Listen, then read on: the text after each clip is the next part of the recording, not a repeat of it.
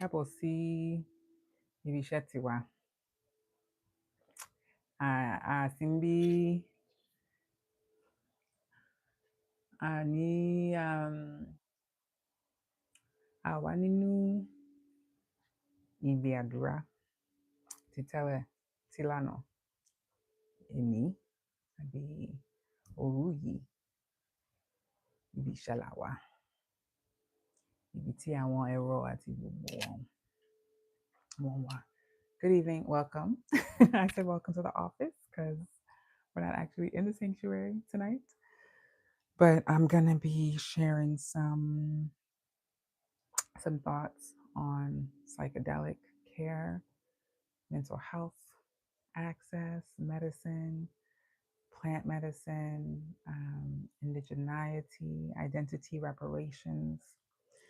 There's a lot to discuss tonight, but it all comes back to identity as the antidote. Identity as the antidote for cultural psychosis. I'm thinking of a very special someone tonight. Hope you're thinking of me too. All right, so Trippin. So I want to share the story of the first time I had a proper mushroom trip because I think it helps to sort of land this inquiry, as it were. Before I do that, I'm going to give the general lowdown. Like I've said to you before, we've been talking about identity, cultural psychosis, healing cultural psychosis. Welcome, welcome to the family. Right? If you don't know me, if this is your first time here, my name is Olori Lolade. I call myself Olori Lolade Skintilly Money. It's not my government name. I will explain the meaning behind the name soon enough. Yeah, I come from the Akinshamoyin, Turosimieti, Aliyu Shiombola families of Lagos and Ijebu-Ode. And I grew up in the US, right? And so most recently, as far as like major institutions I was affiliated with, I was at Cambridge University in the sociology PhD as a Gates Scholar. Before that, I was in the master's in African Studies at Yale. Right? Okay, she said I should speak louder. Is this better? Bring it closer. Is this better? Tell me if this is good. I appreciate you letting me know because it's really hard to tell how the sound is unless somebody lets us know. I see more people showing up, so maybe the sound is better now. Give me a thumbs up if you can hear me. Give me a thumbs up or a heart or a sunshine, any light. Just give me some vibes in the chat if you can hear me well. My name is Olori Lolade Skin Dealing Monies, founder of Noir Labs, chief monk, founding monk at Soul Medicine Sanctuary. Get a little bit more. Okay. I'm going to turn the music down. It's probably going to help. Is this any better? I appreciate you coaching me. Yeah, we all in this together. We're all in this together. This is about our collective liberation. If you have come because you know that your liberation is wound up in mine, then let us work together. If you have come to help me, you might be wasting your time. Oh, y'all so sweet. Okay, the sound is good. All right. We in business. Okay. So shrooms, well, tripping. Shrooms, drugs, and medicine. What y'all know about the war on drugs? What y'all know about more Black men being incarcerated today in 2026 than they were 100 and something years ago enslaved? What y'all know about teenagers picking cotton in the South today, most likely? What y'all know about reparations? Okay. It's all connected. It's all connected to the land. Look at what Black farmers are experiencing in the US right now. Look at what African farmers are experiencing. Look at what Indian farmers are experiencing. The people who till the land, the people who grow our food. Let us understand how urgent food justice, food sovereignty is, my people. This is not a joke. We have to be in control of our food sources, our food supply. And when we're talking about the violence of empire, cutting off a people from their birthright inheritance of the food that grows on the soil, from the soil beneath their feet. That is a major act of war. And so, us having access to psychedelics, plant medicine, plant food, oxygen, water, right? Us having access to these organic indigenous medicines that are naturally all around us, essential for our survival and our traversing into the new world, into the new timeline. So when the new timeline and the liberated timeline, we are consuming what is good for us. Thank you so much for the love. We are consuming what is good for us, for our hearts, for our bodies, for our souls, for our communities. We are tilling the land. We are controlling what is produced and what is grown, right? We're not looking to some external entity to tell us what to eat or where to get food from. And I'm coming from a place of like visioning, because I'm doing whatever little I can to like sharpen my green thumb and grow some stuff around here. I'm trying my best to like sharpen these skills, and we should all be growing food. We should all have some sort of like food production happening on whatever space we have, no matter how small, even if it's just like sprouting beans, right? I'm getting back into it myself. But our ability then, even still, to exchange amongst ourselves, wherever we may be in the world, it is dependent on our ability to access each other. And if we're accessing each other through these apps and these platforms that are owned by the very people trying to separate us from our food, you understand what I'm saying? Are you following me? Tell me what you're thinking in the comments. I want to hear from y'all. Welcome. Exactly. Anthony said this is God's will overall. Every government is supposed to produce food for the people. I mean, what else? If your government is not providing you shelter and food, why are they in your government? I mean, why would you pay them taxes? It is the most basic responsibility. And yet we have people who are fighting tooth and nail to keep us from that access. And so when I talk about the shrooms, it is connected to the food, it's connected to our access to wild food and medicine, as we've always had as Indigenous people of the planet. Okay, I'm gonna say it again. Don't ever let me hear you call yourself a minority. You are not a minority. It's impossible. You brown skinned person, you dark skinned person, you melanated person, you are the original human. You are indigenous to this planet. You outnumber everybody else 7-1, 10-1. Don't bite the bullshit. Like, don't believe the nonsense. Don't drink the Kool-Aid talking about you a minority. That's nonsense. Let me read y'all's comments. Y'all are so sweet. Thank you. I appreciate the love. Yeah, so Anthony's talking about how the governments of the globe are supposed to do these things for the people. Absolutely. Casey says black is central. Black is the source. Everything comes from dark matter, right? Discounts, lesson, MPM minister should go and see that people are properly sorted, more farmers, more working class people. Yeah, there's a lot of churches that are now, especially black owned churches or black run churches, that are now supporting like farmer initiatives, right? And so this is helping them to feed their parishioners, right? Your church, get your church involved in some sort of like farmer cooperative, get them in partnership, be able to exchange food in your community. This is essential work right now. Okay, so I'm just going to review what we've been talking about. And so someone asked what else I'm going to be talking about tonight. So I just want to give y'all like a little bit of an overview.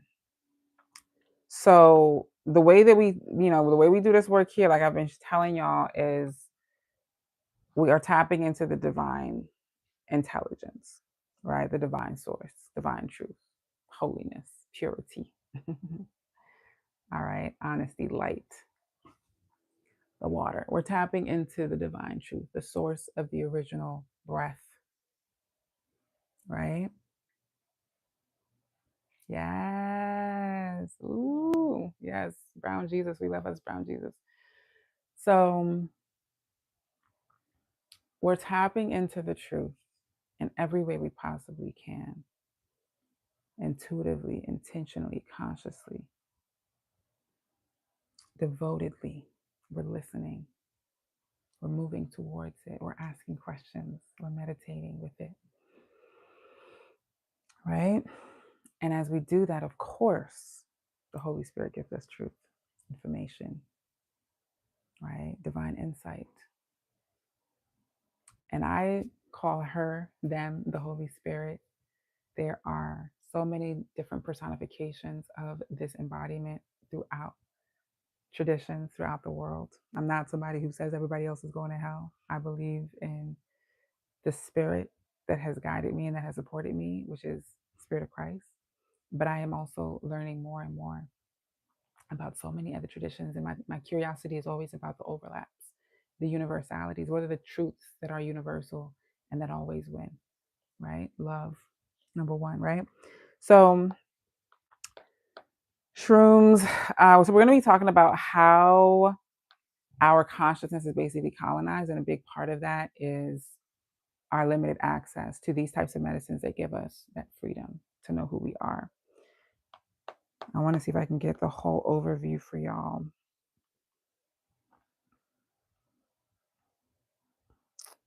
But I might just have to read it. Forgive me, I'm having a little bit of THC candy while we're talking about medicine. Let's see what we got.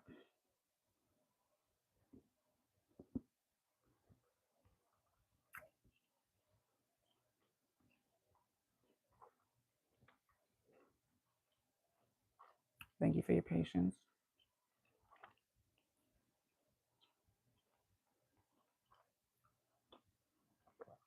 Short outline, please. This will help me stay focused and stay on track and make sure we cover everything, right?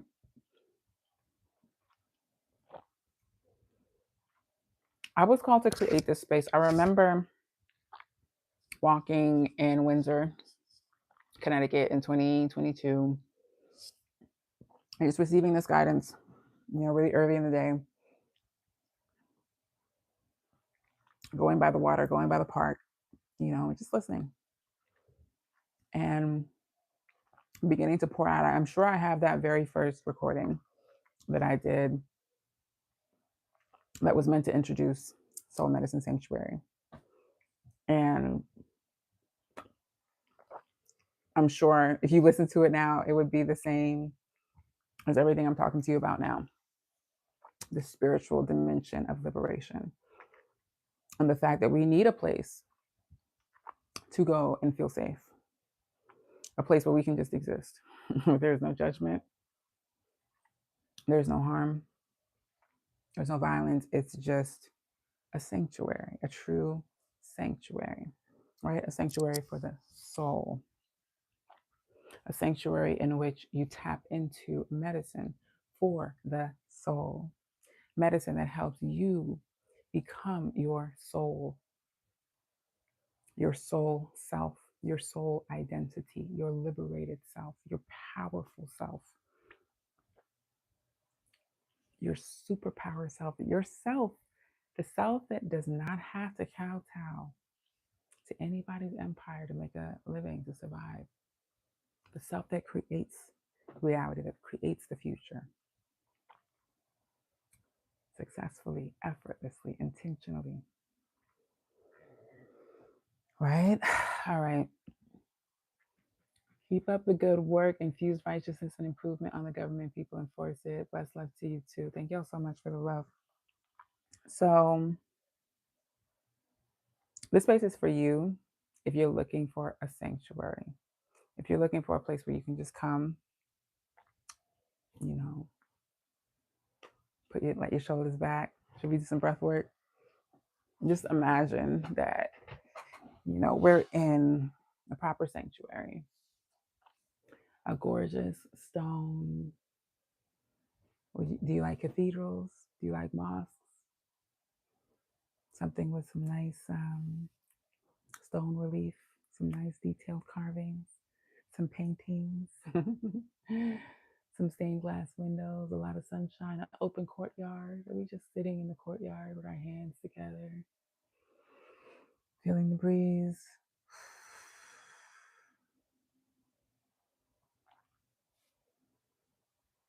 Sitting on our bums on the ground, holding hands.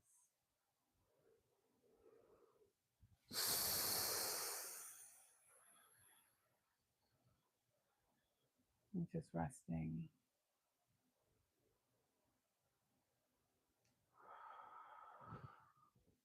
And just resting. This is for you if you need a place, to the sanctuary where you can just come and be and rest and breathe and receive and intend and expect and trust. And so we're tapping into the tools for that possibility. And I'm sharing about shrooms, plant medicines, indigenous, sacred healing through plant medicines.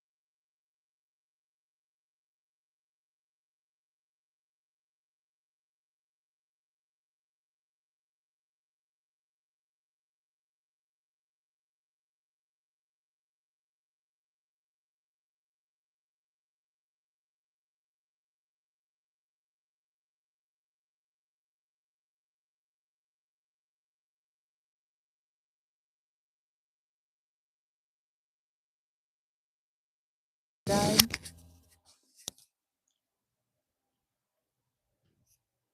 it might be that my battery died, so I might have to get another one. Can you hear me? Let me know if you can hear me. Thank you for letting me know. I'm going to try another microphone. I'm going to check this one. Okay. Let me know if y'all can hear me.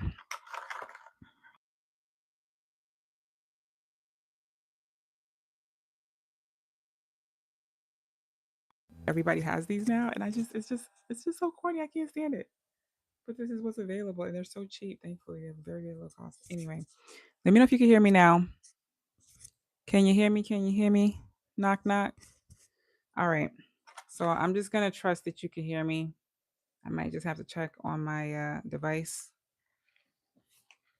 because we don't want to take no chances of too much intellectual property being wasted. Even if I have to get it on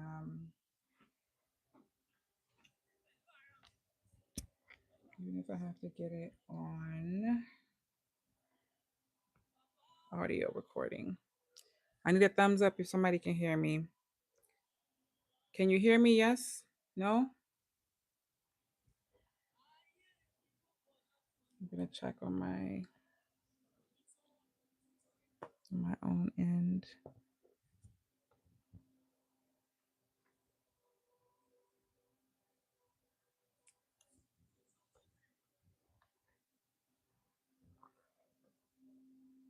Hello, hello. I have to cut all this out. Hello, hello. Okay, it seems to be working now. All right. All right. I think we have sound. Hallelujah. Because I did not want to get into it. Okay, so we are focusing on the psychedelic movement, identity reparations, right? And so a big part of what I want to talk about tonight is the idea that we have lost access to our identities, to our core identities, our original identities as Indigenous people of the planet, because there has been an intentional effort to separate us from those identities, of course, separating us from the knowledge and the history that would help us to recognize our identities, our true histories, right? There's been a conscious effort to separate us in that way. In addition, um, there has been a conscious effort to minimize our access to the medicines that help us tap into our identity. Hallelujah. I'm glad that y'all could hear me. Let me know where you're watching from. I'd love to know where you're watching from. Listening from. And I'd just love to hear from you as far as I'd love to hear from you about your spiritual beliefs, practice, etc. Right? Um, interesting, interesting. So we lost our identity because we lost our histories, and we also lost access to the plant medicines that help us to tap into this history, particularly, for example, ayahuasca, iboga, psilocybin, right? We have historically had access to these plant medicines through spiritual stewards, right? Whether babalaos, priests, right? People of different um, spiritual vocation whose responsibility it was, has been, continues to be, their responsibility is to help us to hear from the divine, to support us, to hold space with us, to help us to intuit what the divine is saying to us for the present moment and what actions we are to take, what guidance we may need, what information, what insights, right? And so the very people who played this role in our Indigenous communities were kind of outlawed, right? They were made to be seen as evil, as, messing with evil. And while not every spiritual person has their hands clean, it is of urgent importance to recognize the deep responsibility that it is when you volunteer, when you answer the call to stand in the gap for people, to listen to the divine, to completely like surrender your life to God. It is such a profound responsibility. And so for someone to like imitate that, like disingenuously, I can't even understand how you can do that and sleep at night. I would be terrified of the wrath of God coming upon me. Right. And so I do this to be in at peace with my God, to be in communion with my God, because I know that this is what my divine creator is calling me to do, this work. And so it's not always easy, it's not always understood, but it is the essential work that I'm called to do. And so I say all that because when we think about psychedelics and the medicine, the reason why a lot of us are hearing about this and learning about this now is because particular Western institutions have become deeply invested in commercializing these medicines. And this is not new, but it's happening at a scale and in a way that is visible to all of us, especially African people. Right? We're not as ignorant as we were 10 years ago, 20 years ago about how the world works. So this effort to legalize more psychedelics and to include iboga in that wave of research in psychedelics It is in one way a slap in the face to African people, to healers, to priests, to priestesses, indigenous people who have been in the vocation of the shaman or something like it, who were responsible for shepherding people through their spiritual journeys with these plant medicines. So you criminalize our traditional system. You criminalize the very people who are shepherds of that traditional system. And then the very medicine that they use to help us heal, to take care of our root wounds, that very medicine, you want to go in and commercialize it, make it accessible to your future generations. Who the F do you think you are? Who gave you the right? Anyway, we're not giving them too much energy, but that's basically what it is, right? We have these institutions that have taken over the management of the very medicines that grow from the soil beneath our feet. That's disrespect.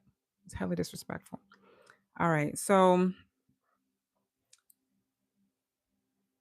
now that we have come to this sort of soul self conversation, right? The soul identity, the core identity, the liberated identity that's already within you, right? We're wrestling with this understanding so that we can then tap into the very tools that will help us to amplify that soul self, right? Um, the tools, the tools that we need are within us. It's the knowledge, it's the memory, it's the connection, the reconnection to the intimate, is the most intimate part of us. The tools are within us. Additionally, the community around us will be the most essential piece, the most essential layer for the completion of the healing process, so to speak. So call your people to you. That's one of the things I just want to say to y'all. As you say your prayers, as you meditate, as you visualize, call your people to you. Call to you the very people who understand you. Call to you the very people who are meant to walk this journey with you. Call your people to you. The very people who need your talent and your knowledge and have the resources to exchange for your genius, for your superpowers, for your medicine, right? Call your people to you. So I've been calling y'all here. So it's interesting to see who shows up because it's always evolving. But yeah, we're gonna go through the rest of the outline. So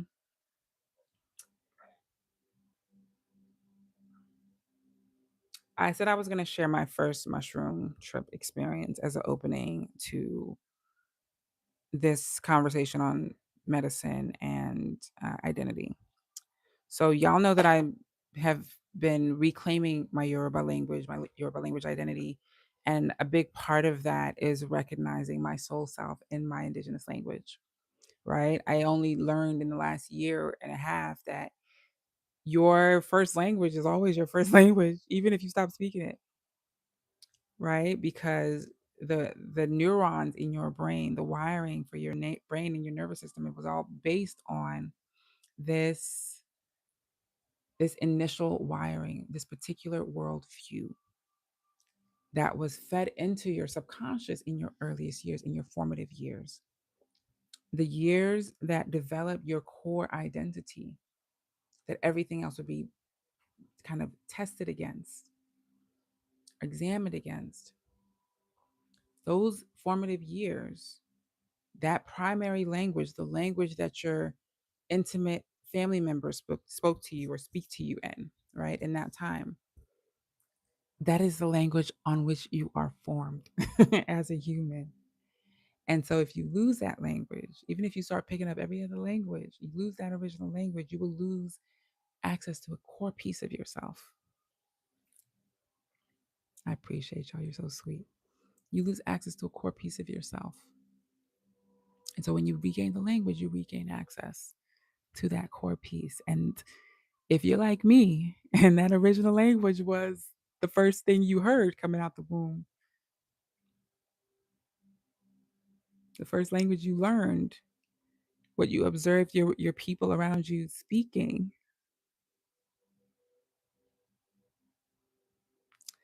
then unlocking that language unlocks your heart. It unlocks the deepest level of your heart. So you know that I've been trying to learn Yoruba, reclaim my Yoruba, and I shared ones on Twitter, maybe Instagram as well, about how all these years of me trying to, get better with my Yoruba. When I had my first shroom trip, it flowed out of me like water. It was like suddenly Yoruba was easy for me, and it's not that I became fluent overnight, but it's just like all of the knowledge that I had in the language was just coming out. It was just coming out. So I have been a partaker of a few different types of medicine. I'm very, very wary of American pharmaceuticals. I stopped taking NSAIDs like Tylenol and Advil many, many years ago. It's probably been over 20 years now since the last time I took like an Advil or a Tylenol. Maybe when I had my daughter, I'd slipped in a few just to like because I had, a lot of pain from the birth. I may have slipped in a few painkillers for like 2 days max, right? But thank y'all so much for the love. I appreciate you. I appreciate you. Kisses back to you. Um, I have avoided pharmaceuticals as much as possible from the moment I became conscious. I became aware of how they work and how they prioritize profit over healing. When I learned, probably in high school or college, about how in Japan doctors were rewarded based on their success in healing you, whereas in the U.S., I believe it's the number one between number one and number three. It might vacillate. The number one cause of death in the U.S. has been many years. Um, Again, vacillating between first and third place, medical negligence, medical malpractice, people getting prescribed drugs that end up, doing more harm to them than good, and taking their life at the end of the day, right? Surgery's gone wrong, whatever it is. In the US, doctors are incentivized by the prescriptions that they're able to write, not by the number of patients that don't have to come back to them because their issue has been healed, right? So I'm saying all this to say, when we think about true healing and true medicine, it is multidimensional. There's the healing of the emotional self, the physical self, the mental self, right? And then the soul self emerges naturally, becomes more embodied the more you heal all the other layers of yourself. The more you activate your soul self, the more all the other layers fall off and dissolve. Right? So the goal is to evolve from cultural psychosis, to evolve from this place where we've been lost, where we have been dissociated from our true identities, from our true selves, where we have been confused about our history and who we are. Our goal is to evolve from that place to a place of self recognition, right? To a place where we can see each other, we can see ourselves, we know our value, we know our soul selves. We are intimately connected with our original divine coding, our original divine selves, right?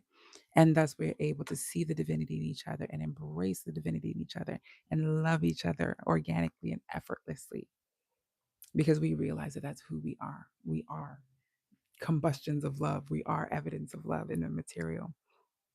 So when we're able to reclaim that part of ourselves, that soul identity, that soul self, it strengthens our bonds as a global South people. It strengthens our bonds as the global majority people.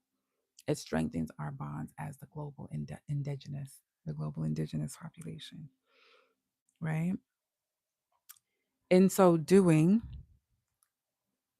we are empowered in so many ways. Just the medicine of community, One thing that the West does is it's very good at separating us.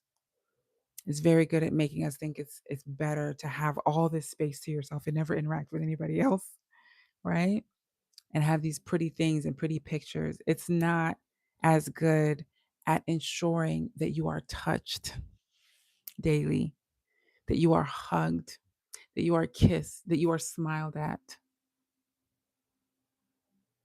The Western model of success is not attentive to your human need for community, and not just random people around you, but a place where you feel safe and seen and welcome and recognized and embraced. Community. The Western model is not designed for that. And so a lot of us have learned to put up walls. Again, the adapted self, right? We have put up walls, particularly by projecting identities that we feel will protect our core self, right? Like if I just act this way, if I just dress this way, if I just communicate in this way, then nobody's going to come and make me feel vulnerable, right? Because they're going to see me as one of them, or they're going to see me as part of the society, and they're going to treat me accordingly. I'm going to be welcome as a member of society. And thus, my inner world can remain safe. I don't have to worry about being rejected. I don't have to worry about being harmed because I fit in, right? Whereas the moment that you begin to, the moment that you begin to break the rules, the moment that you begin to break with the norm, you run the risk of being ostracized, right? You run the risk of being removed from the community. You run the risk of being illegible to the people that you've previously known as your community, so to speak. Hope you understand what I'm saying. So, with these walls that we put up, it can be very, very hard. I've noticed. I've worked with a lot of people in this space, and I've observed, people going through our journeys, and I've been going through mine, right? It can be very hard for us to put down these. It can be very hard for us to put down these adapted identities. It can be hard for us to dissolve these walls. And one of the safest ways for us to feel more comfortable in emotional intimacy with one another is that we're able to practice emotional intimacy with ourselves, right? We're able to be kind to ourselves, to our hearts. We're able to be intimately aware of what our hearts desire, what our hearts are speaking to us, what our hearts need, how our hearts are moving. When you are able to be intimate with your own heart, it makes it possible for you to truly hold space for the next person's heart, their true self, their core self. Let me read your next comments. Somebody said, the Lutheran Church, this is Jason, welcome to the community. The Lutheran Church is the most boring as people in the history of religion. Oh my goodness. I just think that church should be a place, the temple should be a place where you come and you offload for real. It's not just about you listening to a message or you participating in ritual. The rituals can be nice.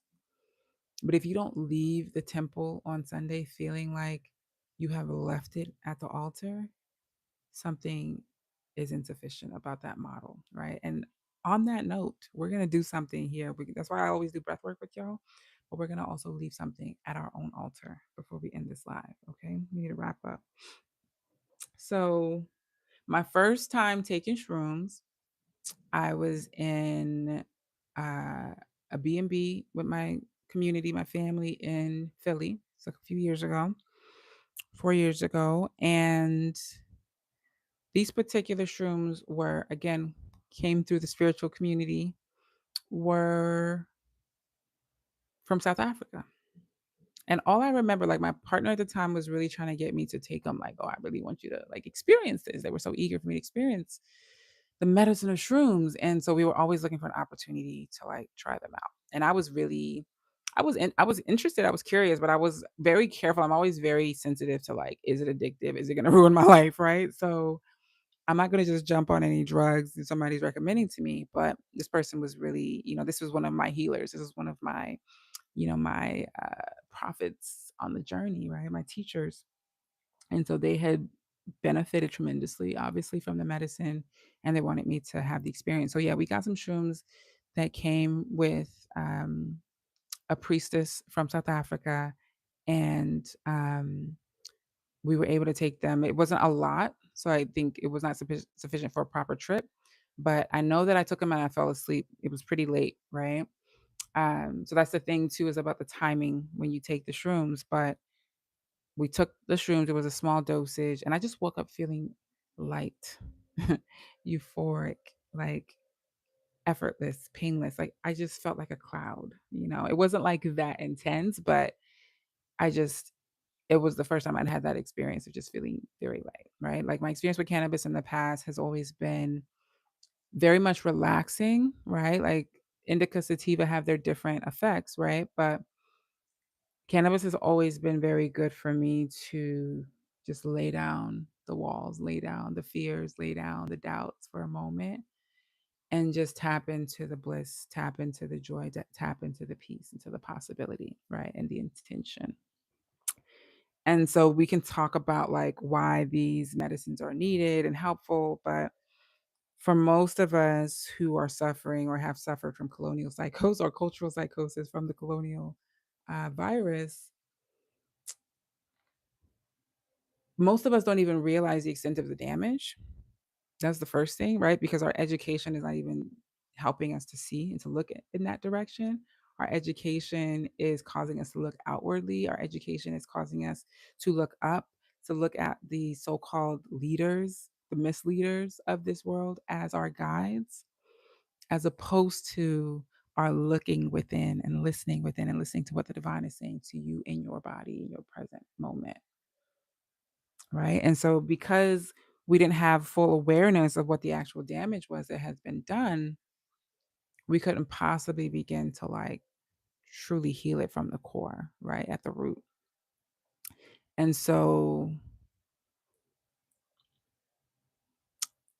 it all boils down to us having the freedom, uh, the rest, the space to be able to tap in and listen to our bodies, listen to our hearts, our minds, our souls, that peace, that silence, right? Even the movement that allows things to be like dislodged and loosened up in your body, right? So I mentioned the first time I woke up feeling euphoric. It wasn't really a trip. It was just kind of an introduction, but I felt really great. And I was like, ooh, I look forward to having that again. Right. And so we were always the thing about these medicines, obviously, they don't sell them at the grocery store, right? I look forward to a time where you can go in and get your shroom prescription at the grocery store. But yeah, traditionally, that was not the case, right? That has not been the case. And so you have to first of all, you have to find people that you trust to source the medicine, right? The people who are very focused on high quality and purity of the medicine. You have to make sure that you're safe, especially considering the sort of, legal uh like confusion around these medicines, right? And so it's very important to be educated on what's legal where you physically are because things vary from state to state, right? Some states are now doing trials with things like ketamine and psilocybin, and then some states are, some states have legalized marijuana, others have not, right? And so the journey to actually finding high quality shrooms sufficient for an actual trip took a while, right? But ultimately, we did land on some high quality medicinal shrooms, and we took them at night, right? A lot of times, folks like to take them at night. I think I would recommend maybe earlier in the day just to be able to have some of that experience with nature. For myself, it would be preferred in just some sunlight, but we took it late, and I remember becoming very emotional. It was one of those sort of intentions of let us find what we need to know. Like let us see what we need to know, right? Let us get guidance for the next step. And it was a very emotional trip. I was crying a lot, and I was like talking to my ancestors, to my grandmother, to the people who he knows, like Tim and Monk, like the people who were just my heart was just like looking for them and realizing that from the trip, right? And so my journey back to like my cultural identity has been a central part of my physical healing, my emotional healing, my spiritual, physical, like mental healing, etc. And these encounters that were made possible by the medicine were very fundamental in helping me to recognize that and to approach it. Because again, when you're discovering these truths only from the divine, this is not taught to you in school. This is not taught to you by your parents, right? You're divining, uh, you're intuiting what the divine is asking you to do, right?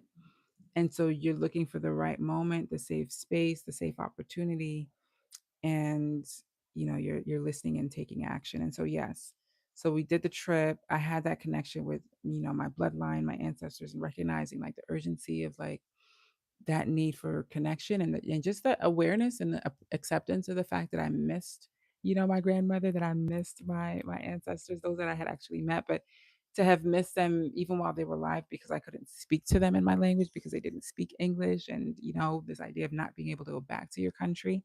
So this has been a profound sort of awakening, sort of peace for me, self for me, right? So again, this is the same time when I'm speaking more Yoruba. Like I just find myself speaking Yoruba, like without even consciously deciding that's what I was gonna do. It just started flowing out of me. But it wasn't like full sentences of like, you know, philosophical and intellectual, whatever. It was just it would be a few groups of words here and there, right?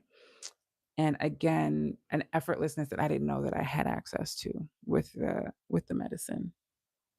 So that was my first shroom experience. And so I think this idea of coming into the conversation about shrooms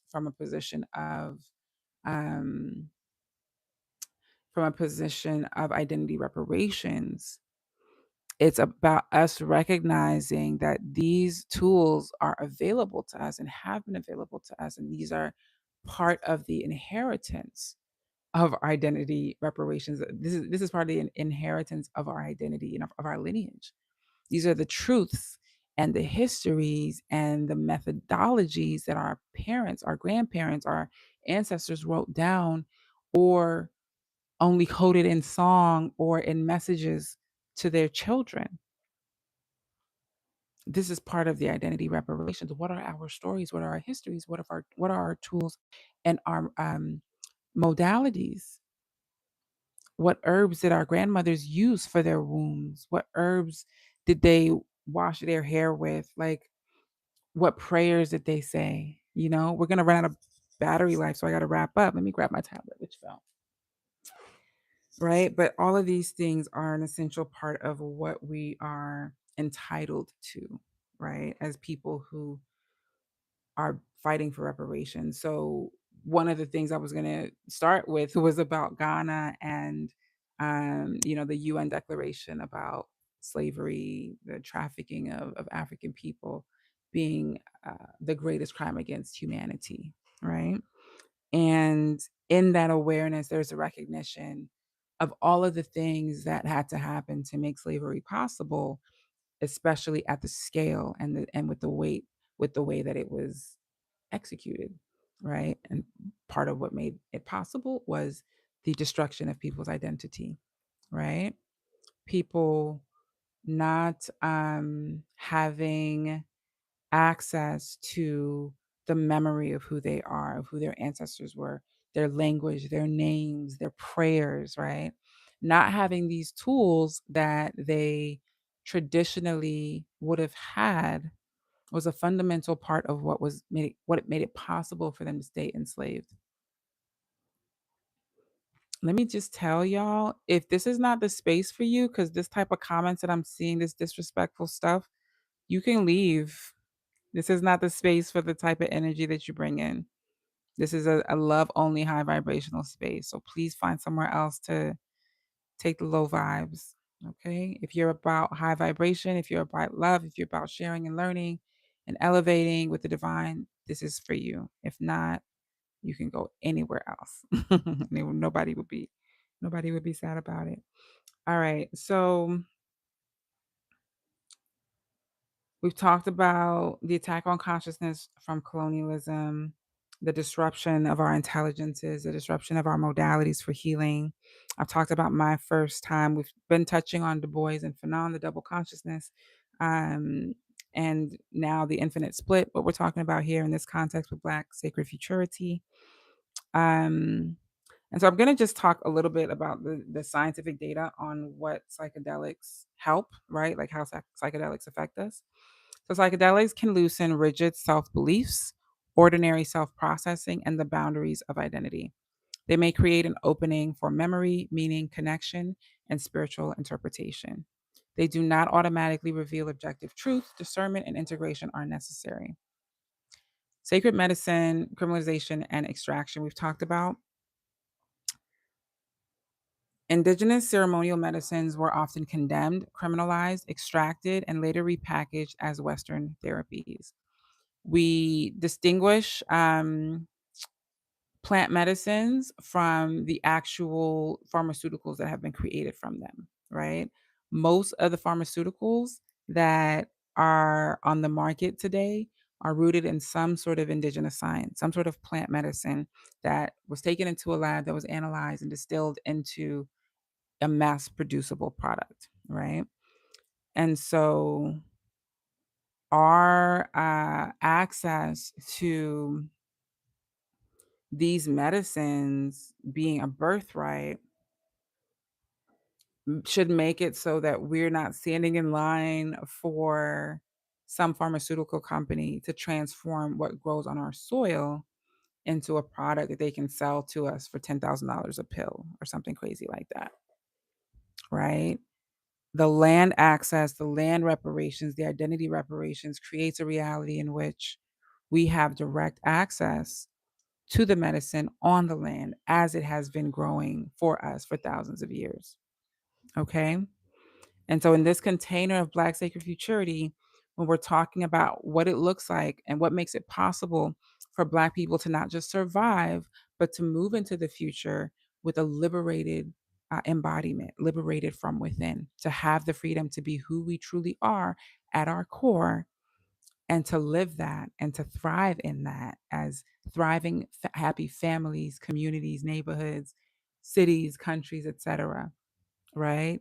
Rewiring our governments, rewiring our institutions, spiritual, secular, entertainment, athletic, whatever, educational, rewiring our institutions in such a way that they serve our highest identities, right?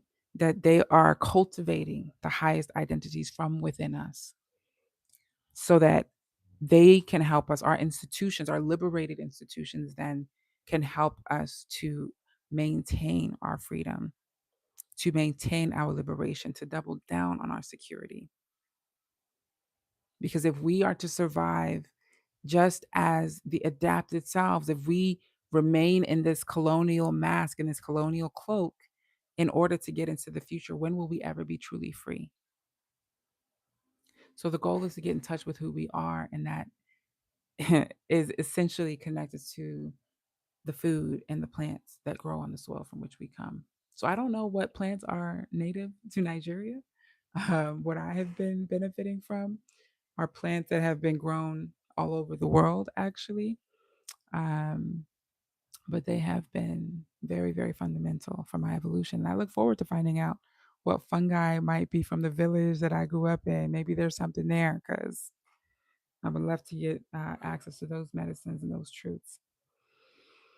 Okay, so I'm just going to explain identity reparations in a line and we're going to start closing up.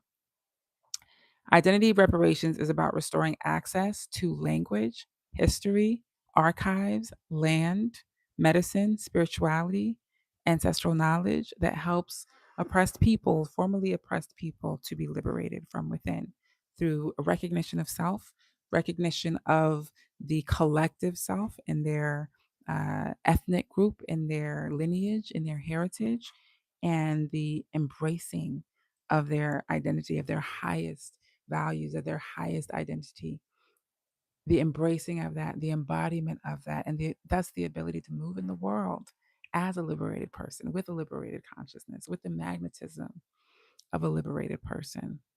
When we do this collectively, we become a people that command respect, that command investment,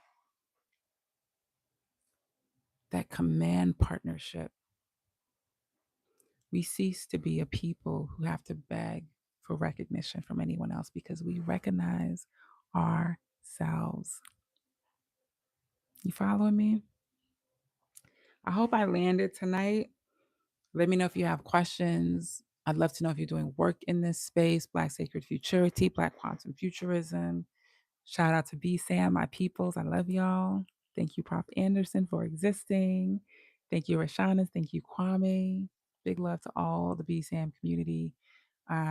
We are reading The Glass Speed Game. I've been talking about hosting space to read on live. Let me know if you'd be interested in like a live reading party. We just free. We just come on the link and we just, get in a cozy spot and we read for like 2, 3, 4 hours. Just to help with our reading hygiene. I've been reading more and I hope to increase the volume of my reading. So there's a lot to say on this topic. I wanted to at least introduce it and get engaged with it, but ultimately building on the question of, how we are not who we think we are, we're who we know we are, felt in our hearts, minds, bodies, right?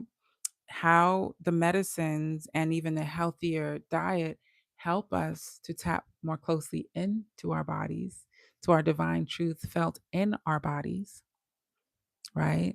Then we get to know who we are from that felt and embodied truth, that known truth that is experienced, not just heard, not just memorized. You understand what I'm saying? So, in the tradition of spiritual knowledge production, in the tradition of formation, in the tradition of Afrofuturism, in the tradition of Afro nowism, in the practice of quantum Afro nowism, I am using this space, this container, this sanctuary to download the truths from the divine, often aided by plant medicine, sometimes not, often aided by time at the ocean, walking on the land, sitting on the land right here on the property, walking barefoot around the community, playing my sound bowl music, closing my eyes and dropping into deep meditation, sleeping sufficiently, hydrating sufficiently, using anointing oil, using communion water, whatever it is that we tap into that effectively helps us heal and helps us move to the next level in our liberation journey. It is necessary, it is essential, it is valuable. I hope you got something from tonight. Leave some thoughts, leave some questions. Tell us about Black food networks, Black farm networks, how your food security is looking, how we can support each other with food security. Drop organizations that are advancing Indigenous food security. I love y'all. We'll talk soon. Peace.